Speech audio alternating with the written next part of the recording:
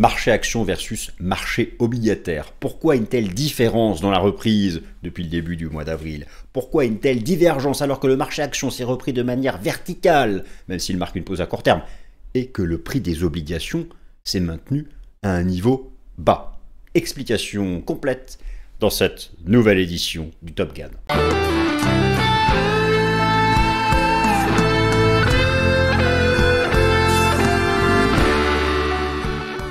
Avertissement légal, cette vidéo ne constitue en aucun cas un conseil financier. Le contenu de cette vidéo ne constitue en aucun cas un conseil financier.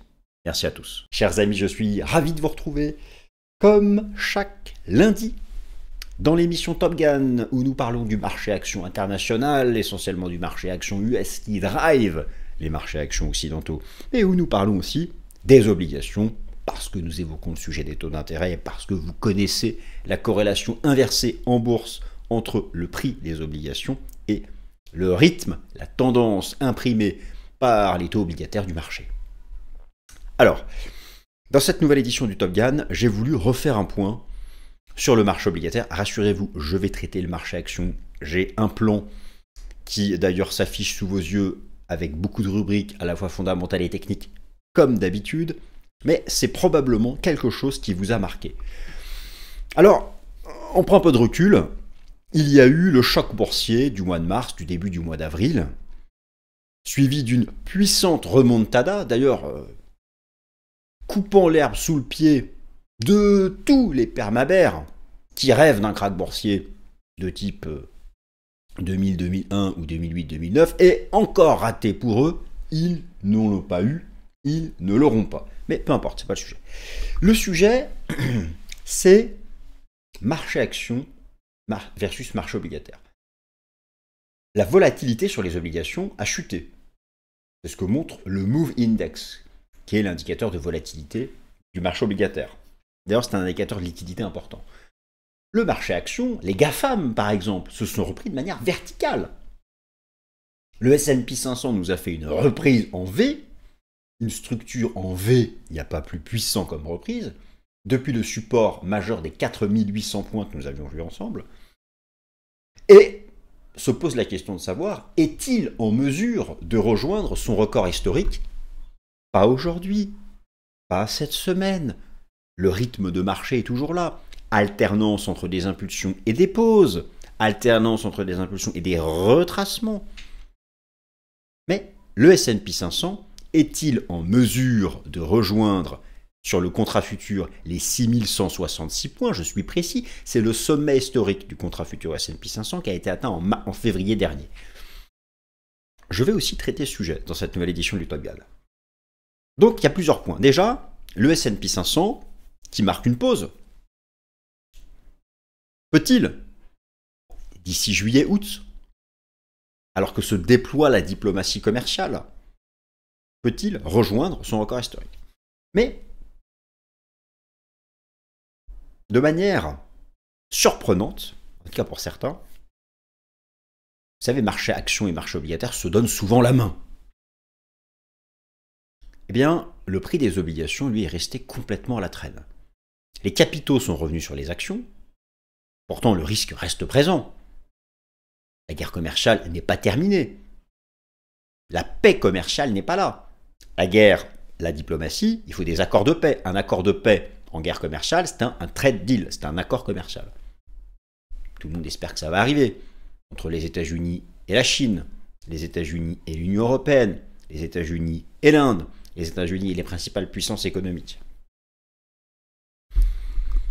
Mais le marché obligataire, lui, le prix des obligations est resté très bas. Ça ne veut pas dire qu'il n'y a pas des capitaux qui sont entrés sur les obligations, mais pas suffisamment, en tout cas, pour porter le prix plus haut. Le mark-to-market n'a pas été suffisamment puissant. D'autre part, les taux d'intérêt, eux, se maintiennent à un niveau élevé. Les taux d'intérêt même remontent, alors que pourtant la désinflation a repris. Pourquoi? Que se passe-t-il? C'est le sujet que je traite dans cette nouvelle édition du Top Gun. Alors, je vous le dis d'entrée de jeu, je spoil un peu, mais s'il vous plaît, allez au bout de la vidéo. Selon moi, après la pause à court terme, oui, le S&P 500 peut rejoindre cette année son record historique. Et je pense que le prix actuel des obligations reste une zone basse, une zone d'opportunité long terme. Il est toujours bien d'avoir un portefeuille diversifié et avoir une partie de son portefeuille global. Je parle portefeuille boursier, pas la totale. Il y a d'autres parties dans l'épargne financière, il y a notamment l'aspect immobilier que je mets à part.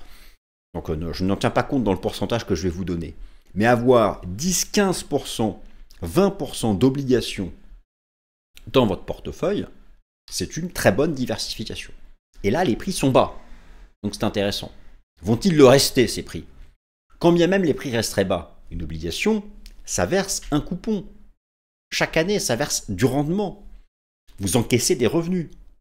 Et en achetant à un prix bas, où j'estime que là, le prix des obligations n'ira pas en dessous, c'est une stratégie de revenu aussi. Vous comprenez ce que je dis?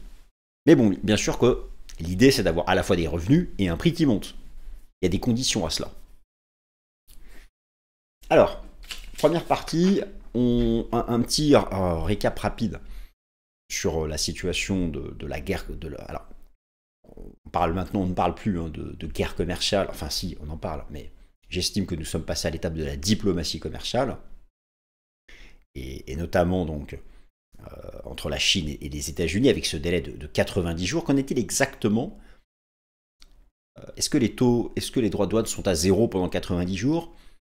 Je reprécise la situation, vous allez voir que ce n'est pas le cas, mais ils ont quand même été diminués fortement, et pas sur tous les secteurs. Deuxième partie, la désinflation a été confirmée. Écoutez, je suis factuel. Je suis factuel. Vous prenez les courbes d'inflation, les taux d'inflation annuels, que ce soit pour le CPI ou le PCE, les courbes d'inflation ont repris la direction du sud, que ce soit en version nominale ou sous-jacente. Certes, la cible des 2% de la Fed n'est pas faite. Par contre, nous sommes sous les objectifs d'inflation que la Fed elle-même avait fixés pour 2025, qu'elle a mis à jour en début d'année, qu'elle mettra bientôt à jour d'ailleurs. Et pourtant, lorsqu'on écoute les membres de la Fed, lorsqu'on regarde les anticipations du marché, pas de baisse de taux, enfin, pas de reprise de la baisse du taux d'intérêt des fonds fédéraux, parce que le taux de la Fed a déjà été baissé 4 fois en dernière partie d'année 2024, avec notamment, rappelez-vous, en septembre, un jumbo Fed cut, c'est-à-dire 50 points de base d'un coup. Bref, pas avant septembre. Dans le meilleur des cas. Pourquoi? Alors que la désinflation a repris. Troisième partie, rapide les fondamentaux de la semaine, c'est une semaine archi classique. Quatrième partie, le sujet de la vidéo quand même, mais j'attends la quatrième partie pour vous donner mes explications. Pourquoi le prix des obligations s'est maintenu si bas? Pourquoi n'a-t-il pas profité un minimum du rebond du prix des actions? Et enfin, cinquième partie, le point habituel, analyse quantitative, sentiment, positionnement institutionnel, chartisme et liquidité aussi. Je vous fais un point sur la liquidité du marché de l'indice S&P 500. Bienvenue à la nouvelle édition du Top Gun. L'idée est de comprendre pourquoi. L'indice S&P 500 nous a fait une remontée verticale depuis ce support majeur des 4800 points, d'ailleurs dont je vais largement vous reparler dans la dernière partie analyse technique de cette vidéo, alors que le prix des obligations, lui, se maintient toujours alors, dans une zone d'intérêt de long terme. Toujours dans une zone d'intérêt de long terme, mais à un niveau extrêmement bas, et n'a pas du tout été soutenu. Vous avez ici les bougies japonaises en données journalières. J'ai pris le contrat de taux américain à 20 ans. Se maintient donc à un niveau très bas. Comment expliquer une telle divergence? Et est-ce que cette divergence va durer? C'est donc le sujet de cette nouvelle édition du Top Gun. Top Gun. Guerre commerciale, est-ce que la désescalade est vraiment quelque chose de sérieux? Alors là, je me suis amusé. C'est une capture d'écran qui vient de Bloomberg. C'est une capture d'écran. C'était une des unes de Bloomberg. Proposée la semaine dernière. Et avant de reprendre avec vous les détails de cette désescalade, notamment en fait, de cette phase de diplomatie commerciale entre la Chine et les États-Unis, je trouvais cette phrase hyper intéressante de la part d'un gérant qui disait qu'il se réservait le droit de modifier ses prévisions de marché aussi souvent que le président Trump modifierait son état d'esprit et en fait sa relation commerciale avec la Chine. Donc ça montre à quel point le marché reste quand même dans l'expectative et reste soumis en fait, et là on parle d'un positionnement moyen-long terme, pas uniquement du court terme, reste soumis à l'avancée de ces négociations commerciales, et puis donc effectivement à l'état d'esprit du président américain. Je trouve que cette citation me paraissait intéressante pour situer ce sujet de la guerre commerciale. Effectivement, nous sommes passés d'une phase de guerre commerciale qui n'a pas duré très longtemps, hein, où les États-Unis ont appliqué 145% de droits de douane à la Chine et la Chine 125% sur les produits américains.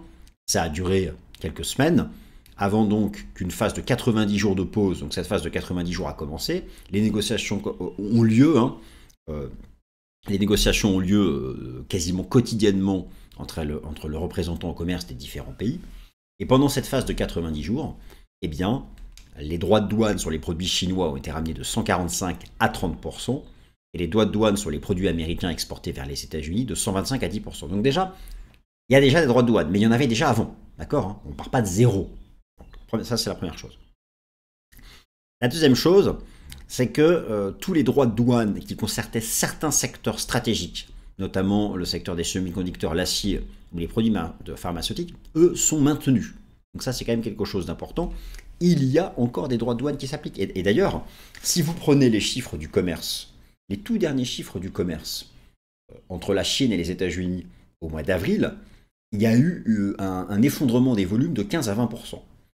Donc, en fait, c'est aussi ça, hein, qui a amené les deux pays à entrer dans la diplomatie commerciale, c'est que ces droits de douane-là de 145 et 125% ont déjà entraîné une chute des volumes à 2 points de pourcentage.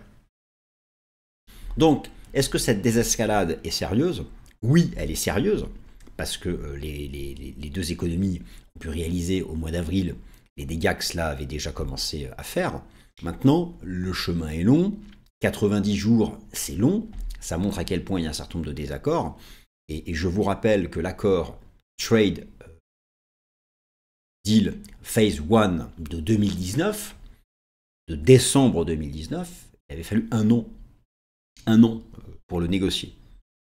Là, bien sûr, l'idée, c'est que cela soit fait dans les 90 jours impartis. En tout cas, il y a une désescalade, il n'y a pas encore d'accord commercial, et ça reste un facteur technique, ça reste le facteur fondamental dominant pour les marchés. Et d'ailleurs, même la Réserve fédérale des États-Unis rappelle régulièrement que ça fait partie des raisons qui font qu'elle n'a pas réengagé la baisse du taux d'intérêt de ses fonds fédéraux, tant que cette histoire-là n'est pas arrivée. Bien sûr, aussi, n'oubliez pas une chose, il n'y a pas que la Chine. Il y a aussi la relation commerciale avec d'autres grandes économies mondiales, et en particulier l'Union européenne, l'Inde et le Japon. Il faut suivre ça de près, il n'y a pas que la Chine. Même si, il est vrai, la relation commerciale entre la Chine et les États-Unis est majeure, parce que si cette relation commerciale est abîmée, l'économie chinoise est abîmée. Or, la Chine est le premier importateur mondial, et le dynamisme de l'économie chinoise influence énormément d'économies. Deuxième partie, la désinflation américaine a été confirmée. Alors, pourquoi? Nom de nom, pourquoi? Bon Dieu! Pourquoi? Par Jupiter! Pourquoi? C'est comme ça que s'exprimait César. Par Jupiter. Bon. Enfin bon. Il nous raconte Astérix et Obélix. Alors, non, sérieusement. Pourquoi la Fed attend septembre? Qu'est-ce qui se passe? La Banque Centrale Européenne, l'inflation est identique en Europe et aux États-Unis. Pareil. On est un poil au-dessus de 2%. Un poil au-dessus de 2%. Lorsque vous écoutez le discours de la Banque Centrale Européenne, pour eux, le discours officiel de la BCE, la guerre commerciale ne relancera pas l'inflation. C'est le discours de la BCE. D'ailleurs, le taux directeur de la BCE est revenu en zone neutre. Alors pourquoi la Fed attend? Alors qu'en plus de ça, Jérôme Powell subit régulièrement des coups de pression de la part du président Trump. C'est une question qui occupe l'esprit de la haute finance et qui est majeure en fait pour les prochaines semaines. Moi, je pense que le S&P 500 sera en mesure de remonter en direction de son record historique d'ici quelques semaines. Mais pour dépasser le record historique, là, ça ne se fera pas si la Fed maintient son taux actuel, son taux d'intérêt actuel. Alors, effectivement, la désinflation a repris aux États-Unis. Là, c'est juste factuel, hein, c'est pas moi qui cherche à voir ce que j'ai envie de voir. Vous avez ici, donc, l'inflation US, vous avez ici, je me réduis un peu, l'inflation US selon le CPI. Vous pouvez observer la courbe de l'inflation nominale en marron et de l'inflation sous-jacente en rouge. 2,8 pour l'inflation sous-jacente, 2 pour l'inflation nominale. Et vous avez notamment l'inflation des services, qui n'est pas loin d'être revenue au monde d'avant. L'inflation des services est à 3,6%, le monde d'avant on était à 3, 3,2. Donc on n'est pas loin du monde d'avant. Le monde d'avant, c'est le monde d'avant l'envolée de l'inflation post-crise sanitaire, le monde d'avant le Covid. Ensuite, lorsque vous prenez l'indice d'inflation favori de la Fed, l'indice d'inflation favori de la Fed, vous l'avez sous les yeux, c'est l'inflation PCE. Elle aussi a repris la direction du sud. L'inflation PCE nominale est à 2,3, l'inflation sous-jacente, corps PCE, est à 2,6. Me direz-vous, nous ne sommes pas à 2, mais la direction est la bonne. La direction du sud a été reprise. Alors, deuxième observation importante, eh bien, les métriques actuelles de l'inflation, et notamment la version sous-jacente à 2,6 et la version nominale à 2,3, sont en dessous de ce que la Fed elle-même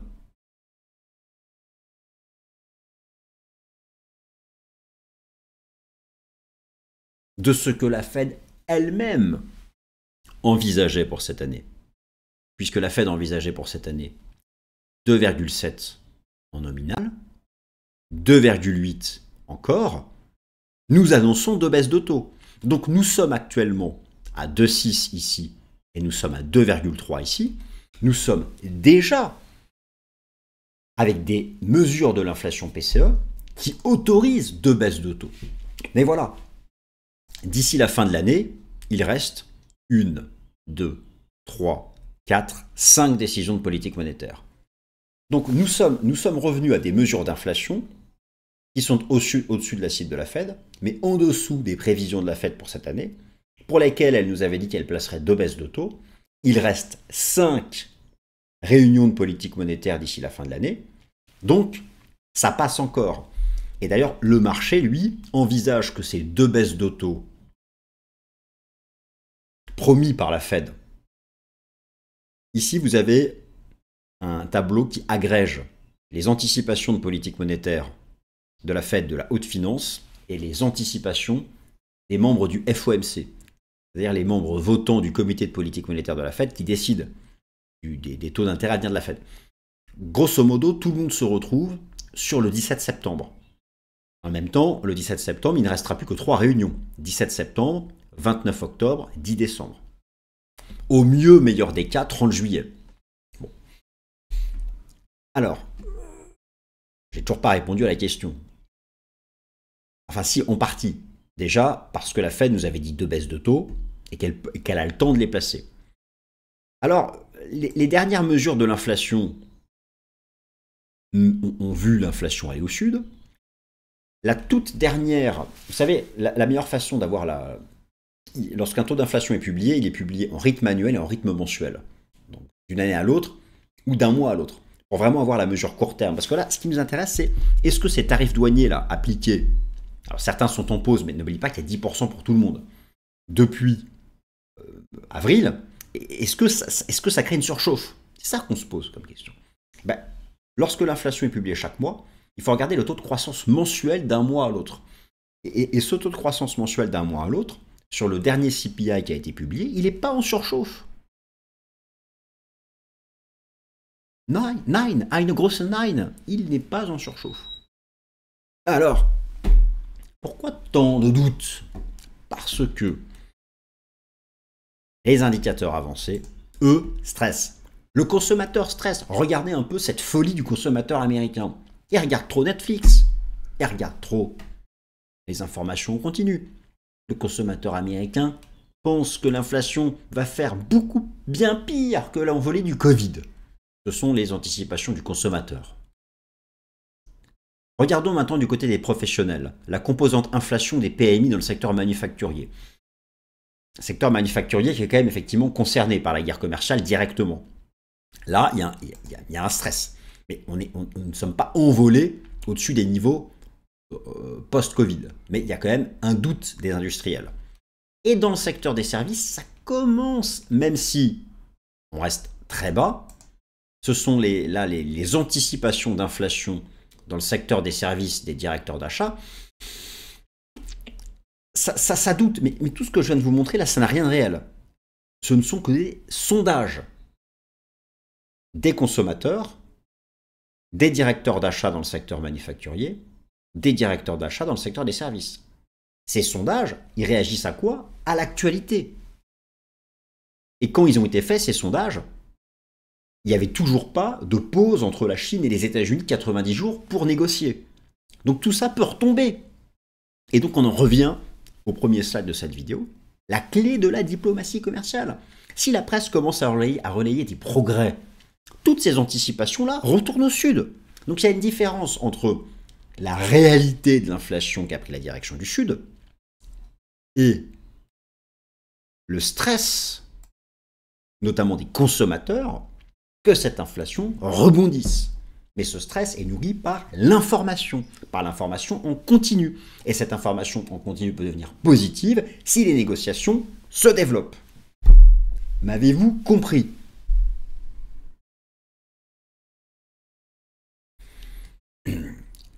Donc il faut jongler en fait entre toutes ces métriques. Vous avez des métriques réelles, d'autres basées sur des sondages. Ces sondages réagissent à l'actualité du moment. Et ensuite, eux-mêmes, ils mettent 1 mois et demi à jour. Donc, il y a encore un décalage. Comprenez? Il faut avoir conscience de tout ça.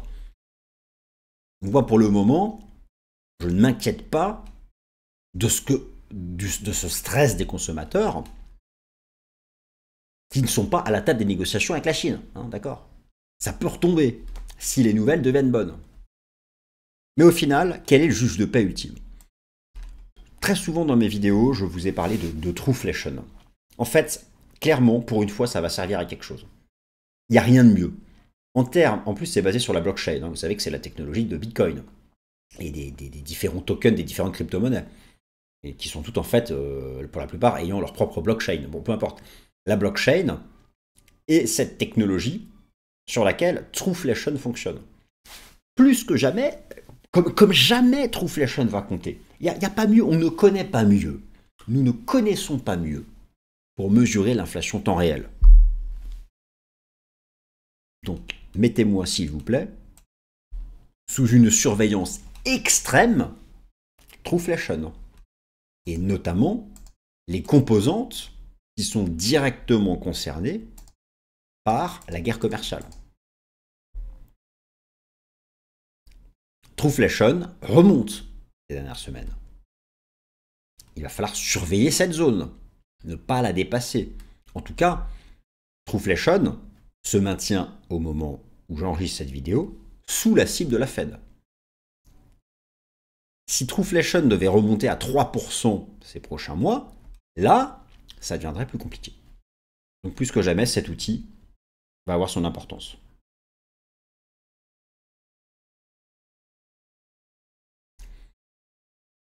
Alors, les fondamentaux de cette semaine, les facteurs fondamentaux de cette semaine, hyper classiques, hein, les facteurs fondamentaux de cette semaine, où est-ce qu'ils sont? Je les ai mis où? J'en sais rien, ils sont là, voilà.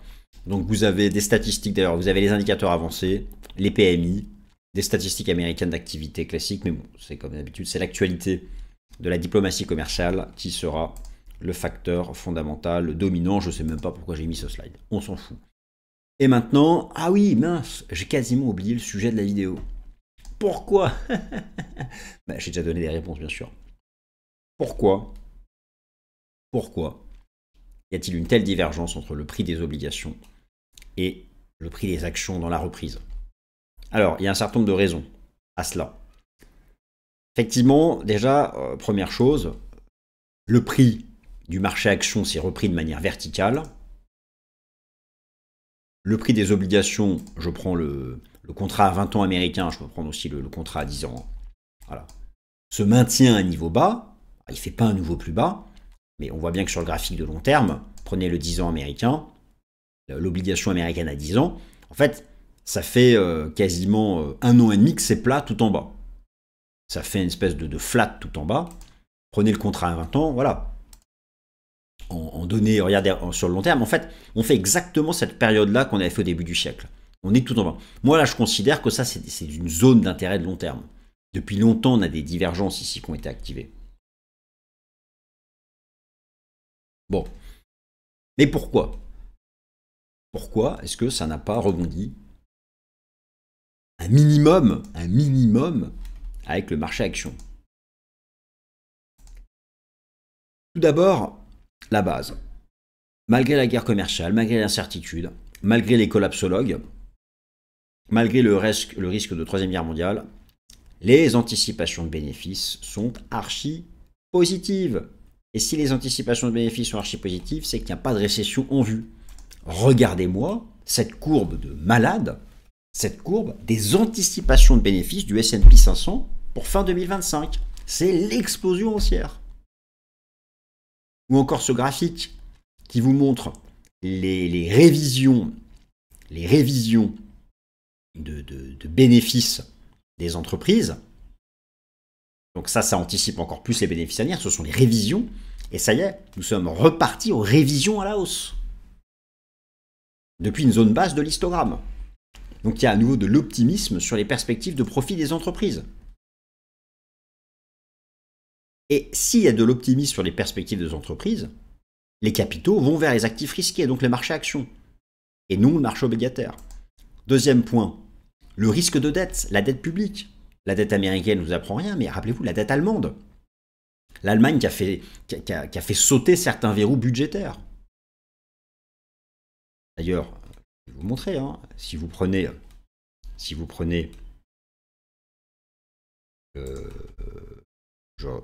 le Bund allemand, pareil, son prix se maintient à un niveau bas. Regardez en hebdomadaire, le Bund est tout en bas. C'est pas que l'Allemagne n'a pas de risque de dette, mais disons que le pays faisant sauter certains verrous budgétaires, il y a un peu plus d'angoisse sur l'endettement public.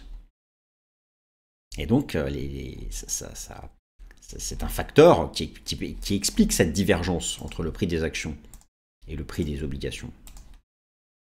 Et puis, bien sûr, pour les taux courts, pour les taux d'intérêt à court terme, et donc pour les obligations à court terme, la Fed,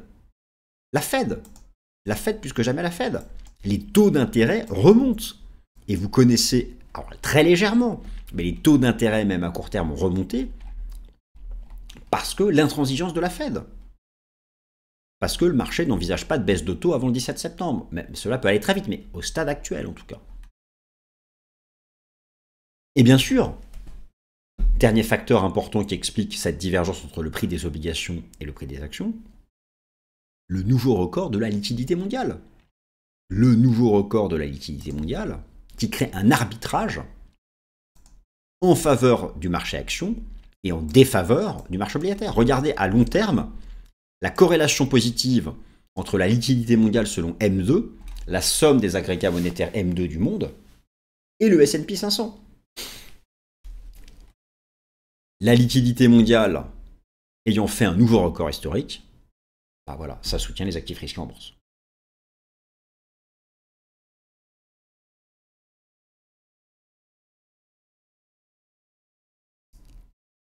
Alors S&P 500, pouvons-nous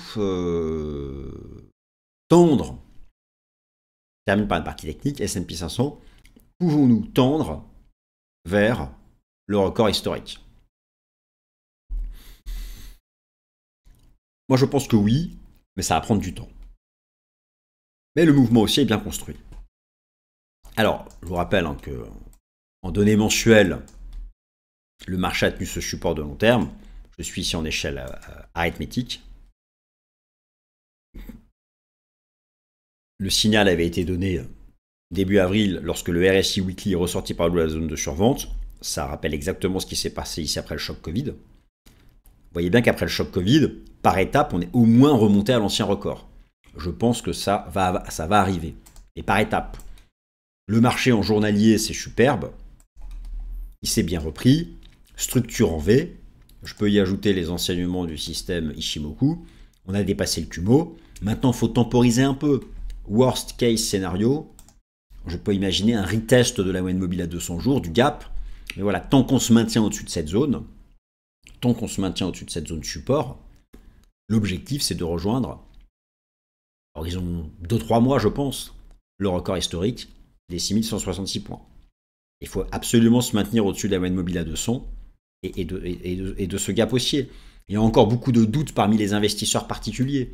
Et ça, c'est l'analyse contrarienne des marchés financiers. Ça va dans le sens de mon scénario. Alors, attention, hein, l'opportunité, c'était début avril. Maintenant, rappelez-vous ça, j'ai utilisé ce graphique pour vous dire début avril, buy the dip.